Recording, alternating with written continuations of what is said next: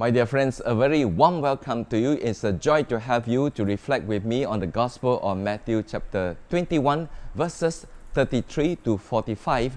And the theme is power and authority to serve and not to subdue. I'm not in the least bit fluent in Latin, but an Irish Jesuit once shared with me in a conversation, Homo homini lupus est, which in English means a man is a wolf to another man. When do such situations arise? When man becomes wolf to another man. Why do some people, especially those with power and authority, exploit, attack, hurt, and even kill others? Jealousy, the desire for power, the abuse of power, pride, greed, and even if we think there might be a good reason, it is still unjustifiable to be a wolf to anyone, not even an enemy. In our gospel today, Jesus, sensing his own passion and death, tells the allegorical story of the wicked tenants who beat up, stoned, and even killed the servants sent by the owner of the vineyard to collect his share of the harvest.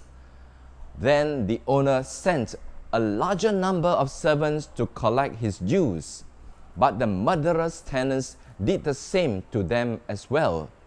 Finally, he sent his son, thinking that they would respect his son, but they had him killed too, thinking that they could take over his inheritance.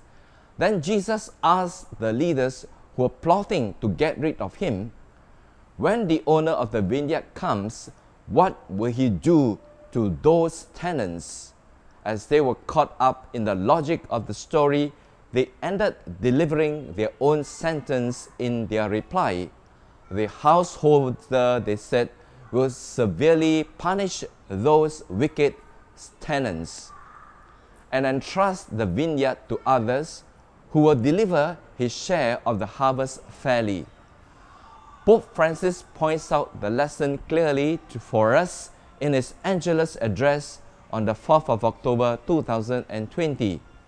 In any age, those who have authority, any authority, also in the church, in the people of God, may be tempted to work in their own interests instead of those of God. And Jesus says that true authority is when one performs service. It is in serving, not exploiting others. The vineyard is the Lord's, not ours. Authority is a service, and as such should be exercised for the good of all and for the dissemination of the gospel. It is awful to see when people who have authority in the church seek their own interests, quote and unquote. Indeed, power and authority are means to serve others and not to subdue them. Jesus calls us not to be a wolf to another man, but to be a lamb who serves.